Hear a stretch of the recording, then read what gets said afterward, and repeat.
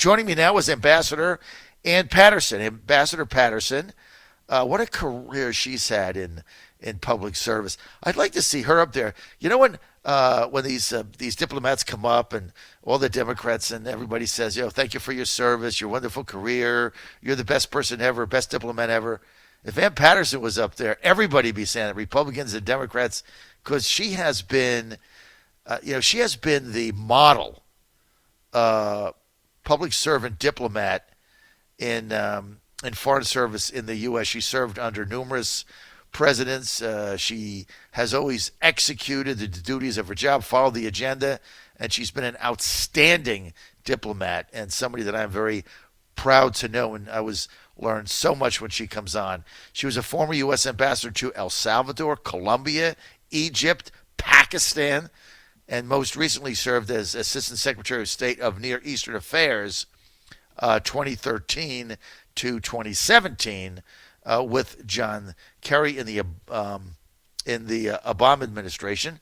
And she also now is the president of the U.S.-Qatar Council. And she's with us now. Ambassador Patterson, thanks for being with us. No, thank you so much for having me, John. I always enjoy being on your show. I want to see you up there testifying on TV in front of the nation about something. You'd be great. That's what I want to see. And then everybody can laud you with praise. No, that's just as happy not to be up there. It's a very difficult situation. Okay, I am sick of impeachment. Can we talk about something else? Thank you. I'm sick of it. Okay, in a big shift, U.S. says Israeli settlements in the West Bank do not violate international law. Secretary of State Mike Pompeo announced the reversal of decades of U.S. policy that some say may doom peace efforts, because why are the Palestinians now going to cooperate? But I want to get to the law. I mean, this has been longstanding U.S. policy. It's been overturned, and now we're saying it doesn't violate international law. This goes to the annexation. Can you elaborate on this? Yes, John. It has been U.S. policy for 40 years. It's a decision of the legal advisor, and it was enshrined in various UN resolutions. But in fairness, the Israelis have never accepted that. And I think it's sort of time to get past the legal arguments, because, frankly, they get to a very arcane point very quickly, and talk about the practical results. I think as a practical matter, the two-state solution has been dead for a while. There are so many Israelis in the settlements now, it would be extremely difficult to remove them. And with the withdrawal from UNRWA and kicking the Palestinians out of the U.S., the two-state solution is over and done with. And now I think the Israelis and their international friends like us are going to face a big dilemma, which is how do they handle and what kind of civil rights do they give all these Palestinians in their midst? That's the so-called one-state solution. And keep in mind, too, this is a very tumultuous time for the Israelis. They don't have a government. I think Benny Gantz's deadline is tonight. He was supposed to form a government.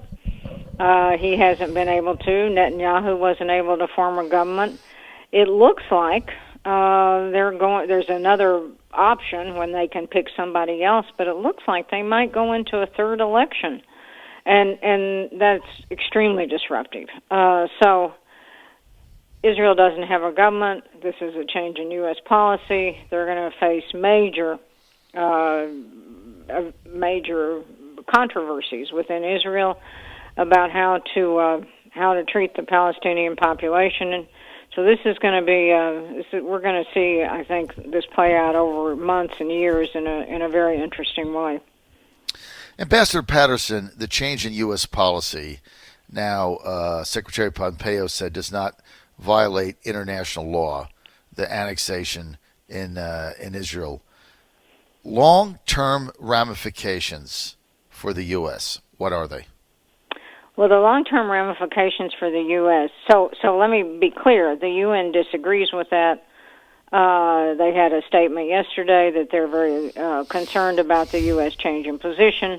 Our allies don't agree with this. So, again, I think we should probably move on from arguing about the legalities of this, because this is a consistent series of steps the administration has taken vis-a-vis Israel, including recognizing Israel's sovereignty over the Golan Heights.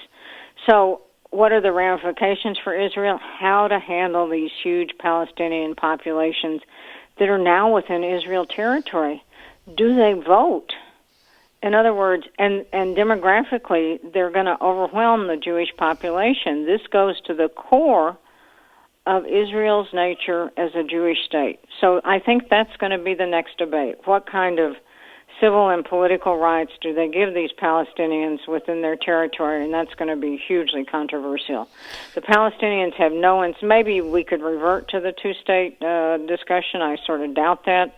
But the Palestinians have really no incentive at this point, with all these changes, including the move of the embassy to Jerusalem, to engage in any serious peace discussions. We're still waiting for Mr. Kushner's peace plan. I understand the conference in Bahrain, where he laid out a series of economic steps to help the Palestinians, didn't really go very well. Maybe we'll see that after the November elections. Maybe we'll see that after all this drama on the Hill is over. I just don't know, but I think the Israelis are going to have to confront a lot of very difficult choices. Ambassador Patterson, for the layman looking at this, not those involved in Jewish state politics or part of the progression of the state of Israel, but for the average layman in America, they look at this and they say, okay, well, we got all these Palestinians living in Israel. Are they citizens? Are they Israeli citizens? Is there a pathway for citizenship? And if not, why not just go to a two-state solution? That's your territory. This is ours. And you have your government, we have ours, and they'll be, they have a wall there or something. And they have a border, and maybe, you can live peacefully. Reality is that's certainly not going to work now with the annexation, so there is no two-state, like you said. But then the key question is, if you're a Palestinian and you're living in what is now the state of Israel, the country, what are your rights? Exactly, and here's where it's going to be very difficult for Americans. And there was a column written by Tom Friedman not long ago that this kind of debate is going to affect every synagogue, every Jewish American, because Americans believe that people should have civil rights. Right. They should be able to vote for their leaders in Parliament and in their local communities. And so to argue that the Palestinians shouldn't have civil rights, I think will be very difficult for an American audience. So we'll see. And again, Israel doesn't have a government right now. So there's no one really to engage with. They have a very strong civil service, but they have no one at the leadership level to engage with right now. Well, Ambassador Patterson, you are right, because Americans do believe in assimilation, obviously. And right. Even though we can have the debate over illegal immigration, which I'm opposed to the number of illegals that come in. That's why it's called illegal. I am in favor of legal immigration. This is what our country was founded on. And you come in, you follow the rules, and then eventually you become a citizen and you get the right to vote. You get due process. You get everything that any citizen has. I'm not sure how you go forward with a society with in territories of your country where an overwhelming majority of the people are not Jewish, they're Palestinian, and then they're what, just second-class citizens in perpetuity?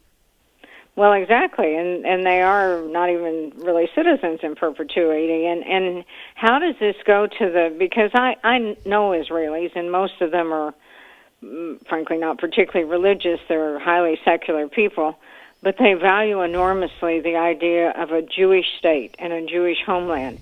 And that seems to conflict pretty fundamentally with the demographics of giving all these Palestinians a vote and a say in local politics. Mm-hmm.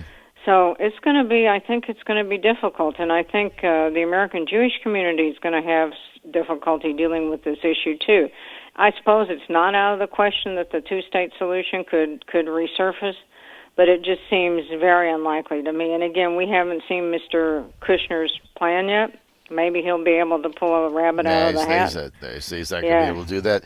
Look, he's just trying to buy the peace. You can't do it. He can't get the Palestinians to the table. And remember, when this thing started with Jared Kushner, who, by the way, is a really, really smart guy. I always say that. He's a very, very talented young man. But when he started this thing, Mohammed bin Salman, this young, what he thought was new reformer leader of Saudi Arabia, would be the one brokering the peace. Well, I mean, that went by the wayside after Khashoggi and the Ritz-Carlton and everything else he did. I mean, he's turned out to be a disaster there. So that went down the tubes. And, I mean, Kushner's plan now is just like, let's throw money at the Palestinians and everything is going to be fine.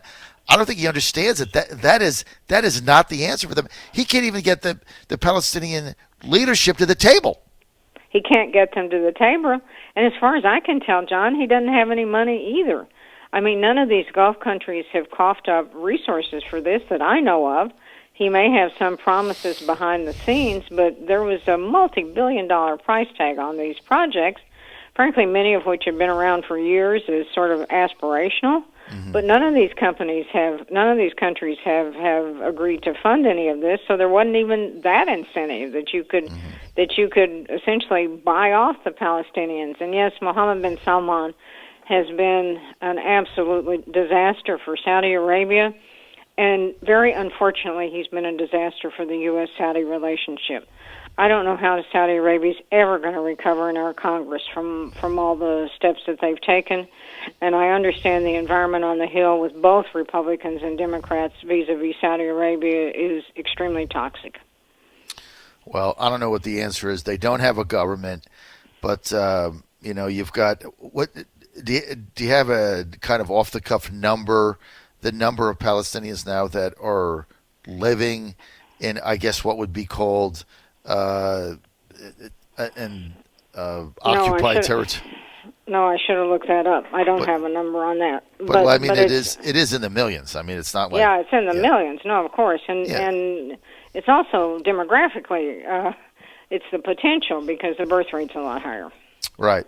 So Israel has to grapple with this, but I think you're spot on. I mean, this is going to be a debate amongst the Jewish community in the synagogues of what the plan is for this, because I don't think Jewish Americans can really come to grips with the fact that millions of people would be living under servitude with no rights and no voting ability in perpetuity. I don't see how you rationalize that even at your kitchen table with your family. That's the problem. That's what I totally agree with that. And the Palestinians, if they're smart, and believe me, we've seen many times over the years that their leadership leaves a lot to be desired, they'll have to articulate this issue in the right way to an American audience. They can't just make noise and threaten. They have to articulate why they want these rights and what they're going to do with them when they achieve them. So that's another aspect of this. The Palestinians have got to step up to the plate and become a mature and serious interlocutor in all these debates. Right, and launching Molotov cocktail balloons over the wall, killing Israeli soldiers and innocent civilians, probably not the best way to do that. Not the best way to do it. And there are certainly serious people and leaders within the Palestinian movement, but their leadership is elderly and tired, and it just hasn't risen to the occasion that this might present for them. All right, minute and a half. Hong Kong. Now students potentially being shot at, bloodshed. I just had Congressman Morgan Griffith on who said, we don't really have a lot of options here. What say you? I say the same thing, I'm afraid. John, I heard your entry to this commentary, and these young people are fighting for freedoms, but I would bet my last dollar they're going to lose.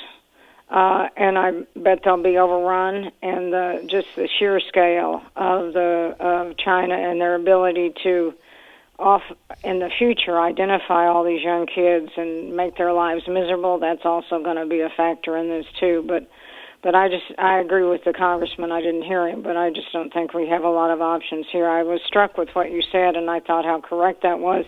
This issue, you see occasionally, a few demonstrations on your TV screen, but this is just totally disappeared from public view. It's a transformational issue of our time, and we're not even covering it, which I just find to be one of the most disturbing things. And I get the impeachment, and the town is transfixed with it, and we've already been over that. But when you see students, young people, with their futures ahead of them, willing to risk their lives to want a society that they live in to be free. I mean, that to me, that's the core of who we are as Americans. And the fact that we're not even talking about it, like it doesn't even matter to us, because we want to talk about whether or not somebody overheard a phone call in Ukraine. Ambassador, for the life of me, I don't get it. I really don't. I'm sorry. But John, the issue with China that's consuming the administration and frankly our financial community is the trade relationship.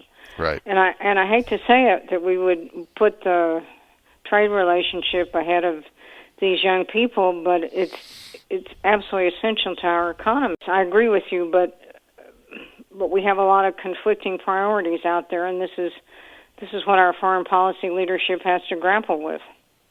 And as the congressman said, we have no military resources there. There's no water surrounding it like there is in Taiwan. We can't send ships there.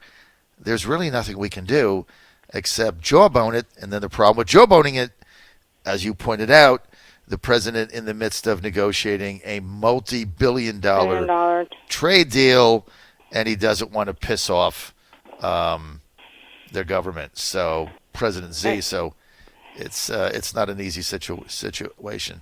Ambassador, I'm out of time. I want to thank, as always, Ambassador Ann Patterson. Thank you so much, John, for being with us. Former ambassador to El Salvador, Pakistan, Egypt, and a career Foreign Service diplomat. And thank you, Ambassador, for being with us today. Thank you, John, for having me.